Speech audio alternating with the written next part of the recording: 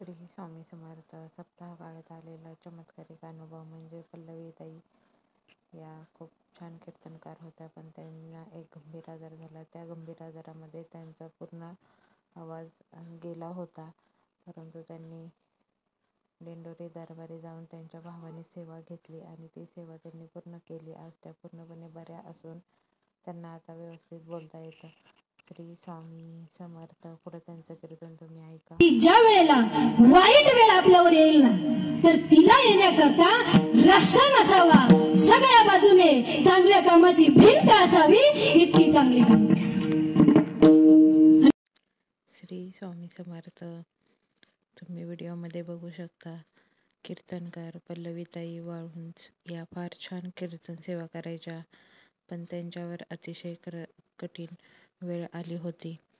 त्या गंभीर आजारी होत्या. त्यांच्यावर शस्त्रक्रिया करून डॉक्टरांनी त्यांना 15 दिवस कोमात जातील किंवा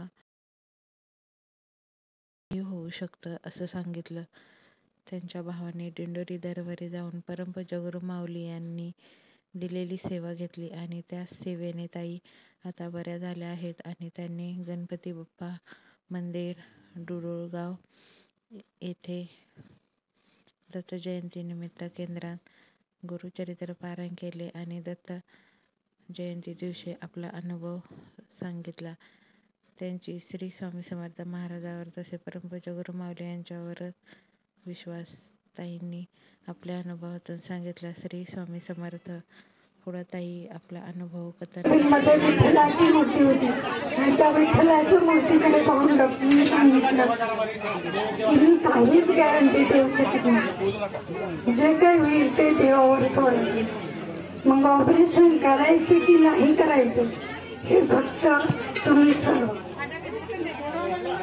100% देवावर विश्वास होता माझा की हे ऑपरेशन नक्की सक्सेसफुल होईल, पण घरच्यांना भीती वाटत होती हे ऑपरेशन करायचं की नाही करायचं, हा त्यांच्या पुढे खूप मोठा प्रश्न पडला होता.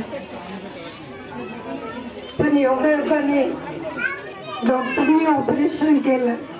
डॉक्टरने त्यांना हे सांगितलं की पेशंट कोमातही जाऊ शकतं 22 दिवस, पण स्वामीवरती माझा एवढा विश्वास होता की माझं ऑपरेशनही सक्सेसफुल झालं आणि मी कोमातही गेले नाही.